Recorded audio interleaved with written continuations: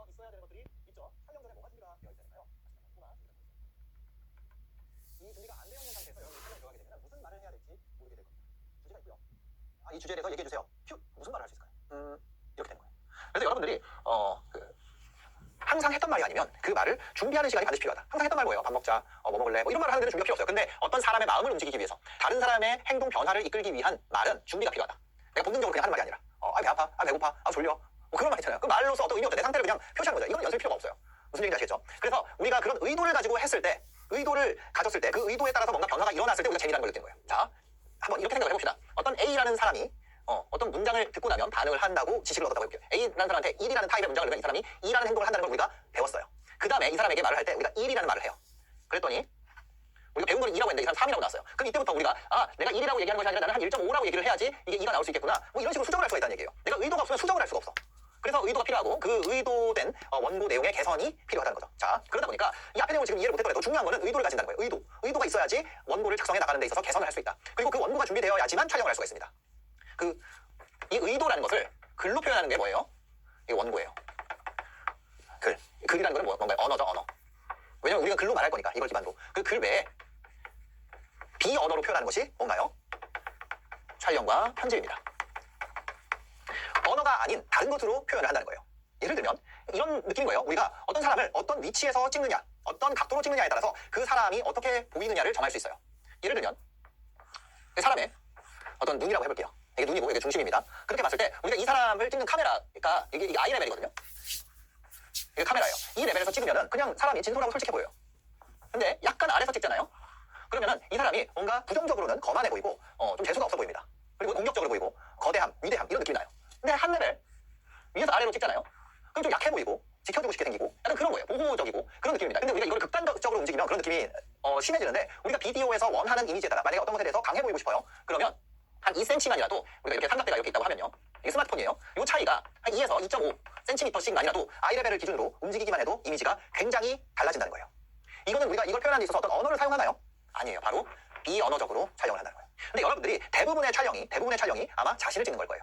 왜냐하면 샷을 구성하는 것들 이런 거를 여러분들이 지금 하기에는 대부분의 분들이 초보기 때문에 지금 샷의 구성에 대한 이야기는 전혀 하지 않을 거예요. 샷의 구성에 대한 이야기는 아예 안 할 거고요. 샷이라는 건 뭐냐? 우리가 이 찍는 이 장면 자체를 샷이라고 합니다. 근데 이 정도는 우리가 얘기를 할 거예요.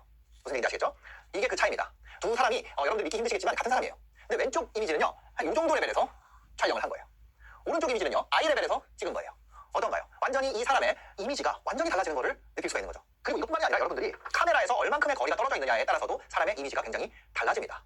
그래서 제가 얘기하고 싶은 거는 이 얘기를 하고 싶어요. 여러분들이 다양한 샷을 추구하는 것이 아니라면 고정된 촬영 공간을 마련하라는 거예요. 이게 무슨 얘기일까요? 계속해서 찍을 때마다 카메라를 세팅을 다시 하고 뭘 다시 하고 이거를 하지 말라는 거예요. 촬영을 할 거면 그 촬영하는 공간은 딱 그걸로 정해져 있어서 다른 거에 양보하고 유동적으로 쓰지 말라는 거예요. 왜일까요? 내 이야기를 전달함에 있어서 이게 피사체라 그러면 이 피사체와의 거리도 있습니다. 거리도 있고요. 첫 번째. 그다음 두 번째로 뭐예요? 이 높이도 있어요. 높이. 그렇죠? 그러면 이 거리가 멀어짐에 따라서 어떻게 되냐? 예를 들면 거리가 멀어지면 똑같은 샷 사이즈라고 했을 때 줌을 당기게 돼요. 그죠? 우리 핸드폰에 줌 당기게 되죠? 줌을 당기면 어떻게 되냐면 자, 이게 사람의 코고 이게 귀입니다. 그렇죠? 이렇게 있다고 했을 때 이렇게 귀가 여기 있다고 해볼게요. 이게 코입니다. 어떻게 되냐면 이 거리 여기를 이제 중간이라고 했을 때 얘가 앞으로 나오는 현상이 일어나요. 줌을 당기게 되면 뭐냐면 여기가 이 사람 이 뒤에 있는 볼이 이 앞으로 나온다고요. 이게 납작해져. 우리가 축구장에서 줌을 당긴 사진을 한번 봅시다. 자, 이게 손흥민 골이라는 제가 검색어를 입력해서 이미의 사진을 한 장 가져온 겁니다. 이거는 줌을 당긴 사진일까요? 아니면은 우리가 줌을 빼서 찍은 걸까요? 줌을 훅 당긴 사진이에요. 보니까 어떻게 느껴져요? 이 머리 크기가 이 수비수가 바로 가까이 있지 않을 텐데 이 관객은 이 수비수보다도 훨씬 더 멀리 있을 텐데 뭉개지긴 했지만 이 얼굴의 크기를 보면 어때요? 이 바로 옆에 있는 사람들이나 크기 차이가 없어요. 무슨 얘기냐? 왜곡된다는 거예요. 저 사람들이 그러니까 우리가 거리를 표현하는 이 배경과 이 사람의 거리를 표현되는 방식이 두 가지가 있는데 하나는 크기고 하나는 블러예요. 블러. 카메라를 줌을 당기게 되면 여기 뒷부분이 블러가 되면서 이 배경이 분리가 되는 게 있고요. 아니면 아예 멀어가지고 크기가 작아지는 게 있어요. 근데 지금 봤을 때 어떻게 됐어요? 뒤에가 뭉개지긴 했지만 크기가 같아.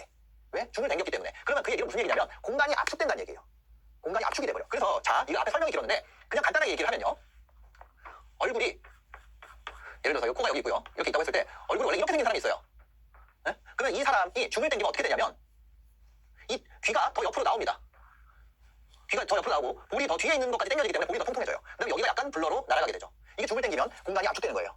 반대로 줌 아웃하면 어떻게 돼요? 이 귀가 얇아져요. 왜? 뒤에 있는 게 당겨지지 않으니까. 귀가 뒤로 다시 제껴지고요. 얼굴이 갸름해지게 됩니다. 왜? 줌을 빼니까. 반대로 이렇게 하면 어떻게 돼요? 광각으로 찍으면 얼굴이 입체감은 살지만 입체감은 살고 더 말라 보이지만 어떻게 돼요? 더 나이 들어 보여요. 근데 줌을 빵 당기게 되면 어떻게 돼요? 얼굴이 통통해지지만 더 어려 보이게 되는 거예요. 그러면 자, 왜 이 고정된 촬영 공간이라는 걸 얘기했느냐? 사람 얼굴 생긴 게 같아요? 달라요? 다 다르잖아.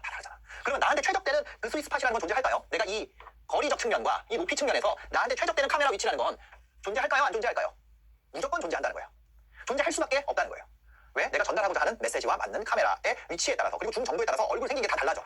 생긴 게 뭐가 중요해요? 이렇게 생각하실 수 있어요. 그럼 그냥 막 찍어도 됩니다. 어떻게 나오든. 근데 중요한 건 우리가 그것에 대해서 고정된 촬영 공간을 마련해 놓게 되면 그 문제에 대해서 더 이상 고민할 필요가 없다는 거예요. 무슨 얘기인지 아시겠죠? 사람들이 이 중 땡기고 아웃하는 거에 대해서 얼굴이 달라지는 걸 몰라요. 그러니까 어떻게 해요? 그 방송국 가면은 전부 다 중카메라 쫙 멀리 있어요. 그럼 땡기면 어떻게 돼? 얼굴이 엄청 작아야 돼. 그래야지 얘가 땡겨서 얼굴이 통통하게 보여도 어떻다는 거예요?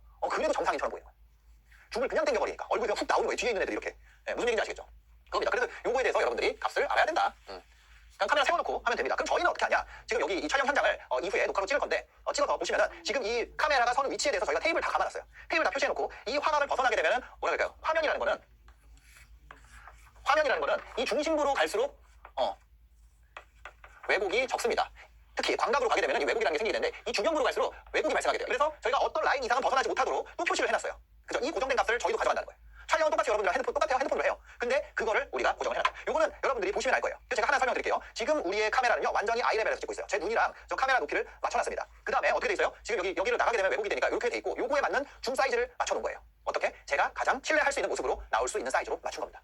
여러분들도 이 위치를 찾는 작업을 해야 돼요. 지금 보시면 삼각대가 좀 비싸 보일 수 있어요. 근데 저게 안 비싼 거고 여러분들 삼각대를 사서 그 자리에다가 계속 놔야 돼요. 계속 왔다 갔다 하면은 화면마다 다르고 사람마다 다르고 막 색깔마다 다르고 옷 입는 것마다 다르고 막 이래가지고 고정된 값으로 하는 게 좋다. 촬영 카메라는요 여러분 무조건 핸드폰으로 하는데 뭐예요? 공기계로 핸드폰 바꿔가지고 집에 남는 거 있으면 그걸로 찍으시면 돼요. 아주 특별할 필요가 없습니다. 왜 핸드폰으로 하느냐? 핸드폰에 가장 큰 장점이 있습니다. 핸드폰이 형광등에서 찍었을 때 가장 멀쩡하게 나와요. 좋은 카메라로 될수록 뭐가 필요해요? 좋은 조명이 필요해요. 근데 핸드폰이라는 건 좋은 카메라를 가진 환경을 고려해서 만들었을까요? 아니면 초보자가 찍는 환경을 고려해서 만들까요? 초보자가 하는 환경을 고려해서 만들죠. 그러면 카메라를 조작하기 위해서는 사실은 카메라 감독님들이 있어야 돼요. 엄청나게 고급 인력들이에요. 근데 핸드폰으로 하게 되면 누구나 찍을 수 있잖아. 그래서 저희 PD들에게 촬영 기술을 익히지 않게 하기 위해서 핸드폰을 찍습니다. 그럼 그 두 개가 차이가 많이 나느냐? 많이 안 난다는 거예요. 왜? 우리가 스마트폰을 볼게요. 스마트폰이 이렇게 생겼습니다. 그죠? 이게 한 6인치 정도 돼요. 그죠? 요즘에 보통 한 6인치 정도 된단 말이에요. 그럼 스마트폰을 우리가 세로로 보면은 어떤 비디오를 댓글을 읽으려면 여기 밑에 댓글 나오잖아요. 그럼 세로로 본단 말이에요. 그럼 이게 3인치가 안 돼요. 그죠? 2인치 안에서 보는 거예요. 이 길이니까.